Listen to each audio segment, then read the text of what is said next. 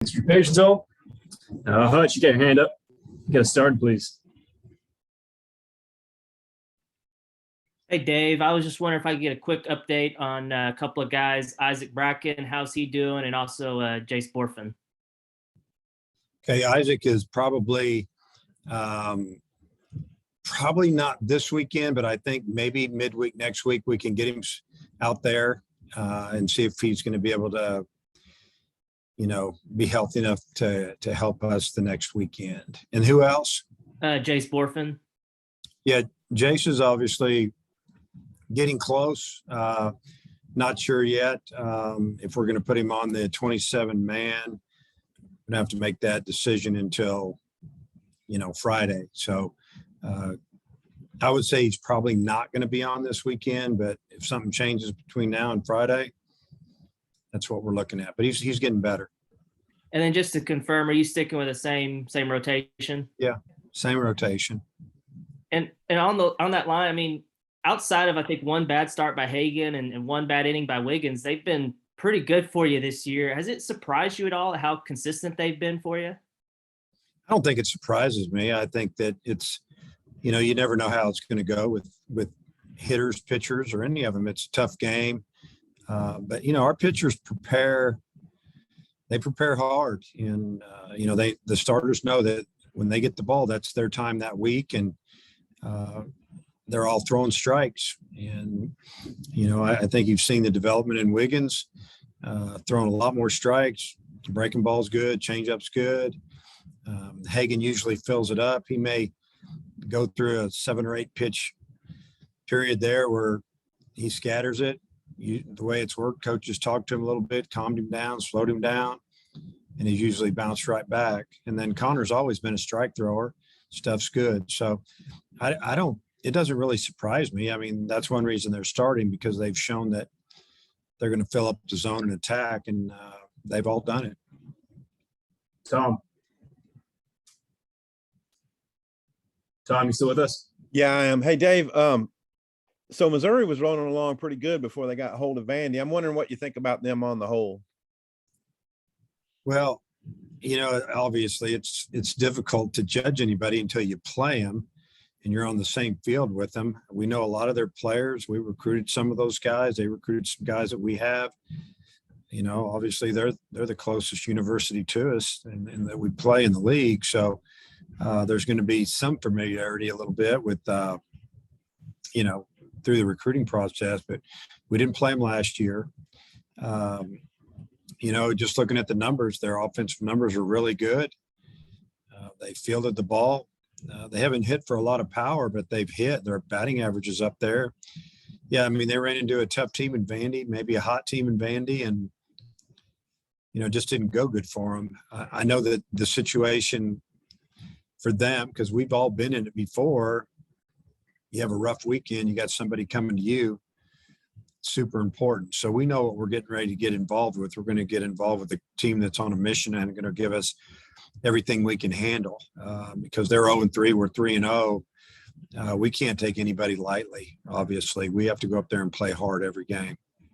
All right. And I was going to follow up what Andrew was asking and ask more broadly the depth of pitching that you can have a guy like an ace in the hole, like Zebulon Vermillion, that, what do you see as his role, and what do you just feel about the whole depth?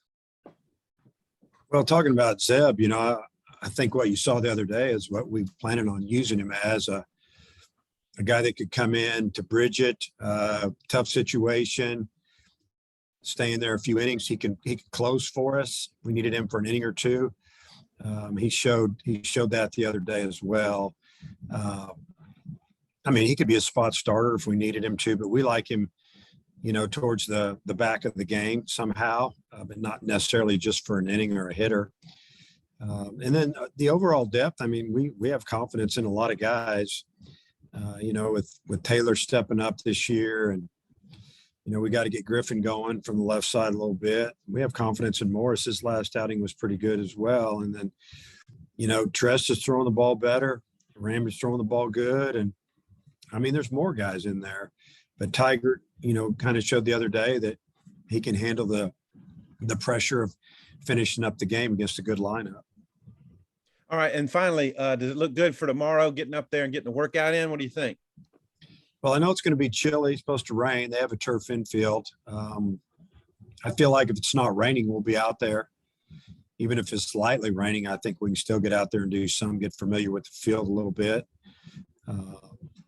So we'll just have to see, but we're going to leave in the morning and head that way and try to get out there and, really just get acclimated to the field a little bit. And the way it sits, the way the turf plays. And yeah, it's what you do on Thursdays. All right. Thanks. Andrew Ellis. Hey, Coach. Missouri's attempted 36 stolen bases on the year. I believe they converted 33 of those. They stole a lot in non-conference play and not as much last week. Are you expecting them to try to run on y'all a little bit, or do you think that's just something they do against kind of lesser competition? Well, it's probably a little bit of both. I expect them to run if we let them. Yeah, they didn't even attempt a stolen base last week against Vandy, 0 for 0. And it's been a big part of their game, at least in a lot of their ball games. But then again, sometimes when you're playing behind, you're losing, because they were losing in 2 or 3 of those games pretty quick. You don't risk it too much. And it's a combination of Vandy doing a good job of holding runners. They might have been behind in the game. They're watching the catcher throw. Probably just didn't add up for them taking that risk. So I think that they will definitely run on us if they feel like we're not doing a good job of holding them. So our job is to do a good job of keeping an eye on them, as well as when they do run, we need to throw them out. And just as you get throughout the season and the sample sizes grow a little bit, is it getting easier to evaluate these opponents? And, you look around the league and a lot of the numbers are kind of inflated. And like you said, it's tough to tell what's real and what's not. But is it getting a little bit easier to kind of understand what you're up against each weekend? Well, I think as you go into league play, it starts to maybe even out a little bit, or you kind of realize that some teams played on the right days when the wind's blowing out against opponents that didn't have the pitching that some others had seen, because it's a different animal when you get into league play. That's for sure. It's all good no matter who we play on the weekend in league play, they have good arms and they have good players. So yeah, sometimes the numbers are, inflated a little bit, but sometimes the teams that have those numbers are just really good. Matt. Hey, Dave, I know you didn't hire him straight away from Missouri, but you've hired a couple of Tim Jameson's old players and coaches with Matt Hobbs and Tony Vitello. But was that coincidence, or were there elements within his program that you thought that people coming out of that might fit well in yours?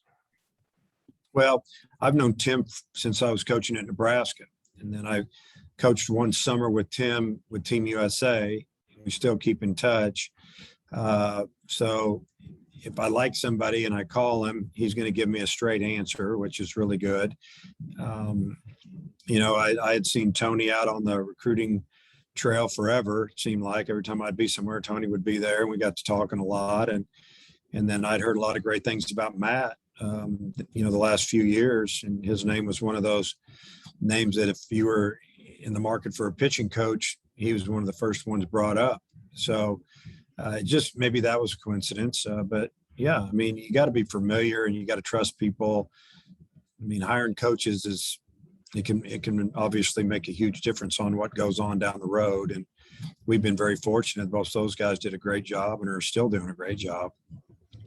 And then with Matt, I know he's in his 4th season, but you hired him after fall ball that first year, and then he had elements of 2020 and 21 in the season, the off season, that were impacted by the COVID shutdown. I wonder what you think about the job that he's done overall for you, and working through kind of some abnormal time, like he has, and what you've thought about the way he's got his pitching staff going this year. Well, I think he's done a tremendous job. He came in here in a little difficult situation, and then the season ends, and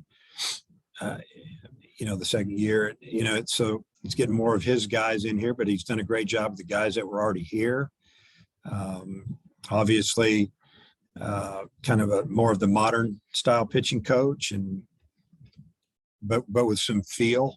There's some guys that that know all the numbers and they know the calculations of what you're looking for, but can they coach? Because you still have to be able to coach these kids and work on a grip, or pick something out that can help them develop a pitch, or just make a change. And Matt has the confidence to talk to the players about that and tweaking things. And he's got a good feel. I think he's done a great job, and he works hard now. And future's bright. Got some good young pitchers, coming down the pike, and got some in here right now that I think are getting ready to take off. And he's one of the big reasons why. A little off topic, but the other night after the Saturday night game, a lot of people stuck around Baum and watched the basketball game on the video board. I'd assume your players went down to the clubhouse and watched it. What was that like? And I think last year when you guys were in Starkville, they were trying to get back to the hotel pretty quick to watch the games. Is that something that's planned and scheduled into the schedule this week? Yeah, it's they play tomorrow night. About time we're probably supposed to work out. So we'll make as many adjustments as we can for them to at least see part of it. Hopefully it'll go well. But yeah, I mean, it's exciting for I think all the teams on campus when one of the other teams is doing well and is in a national spotlight, with a situation where a couple more wins, they're right there. So yeah, our players were excited the other day, and they did run back. We had all the TVs on pretty much all over the building on the game, and they watched it in the locker room. And I think pretty much all of us coaches watched the end of the game in our locker room as well. It was fun. Nick? You mentioned some of those young pitchers starting to take off, and Tygert's one of those that in 5 games has really shown. What have you seen from him in those 5 games, whether that be his confidence level or his pitching ability? Well, you start to see how many pitches can he throw before his stuff starts to deteriorate a little bit, so to speak, go down. You start to learn about him. I mean, you're hoping that can build up a little bit. And we saw him, I don't know, a couple outings ago where it was his second time out on the weekend. It wasn't as good as the first, but the first couple of hitters were just as good. And, then this past weekend, first inning was really good. First inning was really, really good. The second inning, not quite as good, but he also came up some really big pitches. And so we feel like we could use him a couple times on the weekend, or we could use him maybe one time longer instead of going an inning, 2/3, maybe 3 innings one time. But I like the mentality. He didn't get rattled. We've seen that from him now. And that's what you got to have at the end of the game. I do believe down the road that he could be in our rotation on the weekend because he's got a good changeup, good breaking ball, obviously a good fastball, mid-90s. And if he stays healthy, he'll continue to get better. But I like his toughness and his competitiveness out there, especially when the game's on the line. That was my next question was, when you brought him on to your team, when you were recruiting him, did you want him as a guy who you can throw in your starting rotation, or have you always seen him as or now has it changed to, wow, this guy could really be a good relief pitcher, especially at the end? I think now what we see is he's going to have the opportunity to do both. It's going to be up to him going forward. Example of one of our guys struggled or needed to, a weekend off or whatever because they're tired. I mean, we could plug him into the rotation. It just depends on how many pitches he'd be able to throw. Is he built up to go, 75, 80 pitches? Could he give us 5 innings, or should we just leave him at the end? We could make that decision down the road, but, continue to build these guys up. When you recruit them, you recruit them because you like what you see. You're thinking they're going to get better. You don't know a lot about what they're all about inside because we're not around them enough. A lot of guys have good stuff. A lot of guys are scared to go out there between those 2 white lines when the game's on the line. And you can see it. You can see it in the way their body language is and the way they move. You don't see that from Brady. Brady kind of likes it. And that's what you're hoping that you get when you get a kid. Sometimes it takes a year or 2. I've seen guys that have really good stuff that don't really help us till they've been here 3 years. I've seen some hitters the same way, and they ended up having great junior years. We're hoping that the young guys can come in and get it done pretty quick. Helps us in recruiting too, because you kind of know who you got coming back and what they can do. If they make a step forward, boy, it's going to be really good instead of going out and trying to figure it out. And then you go get a guy or two more, and maybe you didn't need them. All right, Hutch, close this out, please. Dave, y'all have had a really incredible run of Friday night guys the last several years. I'm curious how he compares to those guys, similarities and differences. Well, the similarities will be that he embraces it. He wants the ball on Friday night, and he knows how important that game is. Win or lose, if your Friday night starter can give you some quality innings, or quality start, maybe even 7 innings, even if you lose the game, you save the bullpen. And you got a chance to win those next 2 games. If the starter goes out there and it doesn't go well, 2 innings in, offensive team scoring runs, you're thinking, man, we still got a shot at winning this game. And you start using guys to try to win the game. If you're getting blown out, then you do what you got to do. We've been in that situation before, first game in the conference last year. So, but I think he's done a tremendous job there. And, we had 5 weekends here, and he's given us 5 really good starts and taking us to his pitch count pretty much every time, and giving us a chance to win the game. That's all you can ask from a guy that goes out on the first game on the weekend. And then Hayden Smith, he's a guy, I think you mentioned, like, he came in and he didn't look like an 18-year-old. How much does that help, like that maturity help him as a freshman to kind of come in and do what he's done? Well, it helps a lot. First off, he's very confident when he's on the mound. He's a quiet kid. He's not going to start too many conversations with coaches. We got to go up and talk to him, and he'll talk with us great. But when he gets the ball and he's on the mound, he thinks he's pretty good because he is. And he's tough enough to get through those bad times. You saw a little bit of his competitive the other day when he gave up the home run and a little bit of chirping and some hooting and hollering, and he didn't like it. And, the next guy caps one back to him, and he ran him all the way down the line before he flipped it. I loved it. And then when he got the next guy out, he didn't point at their dugout. He pointed our dugout, stir it up. There you go. Showed me something there that he's not going to back down. I love that. And then the last thing I got, a question on Wiggins. You mentioned that the other day he didn't get rattled with guys on base. Is that just kind of part of the natural progression from, going from freshman to sophomore year?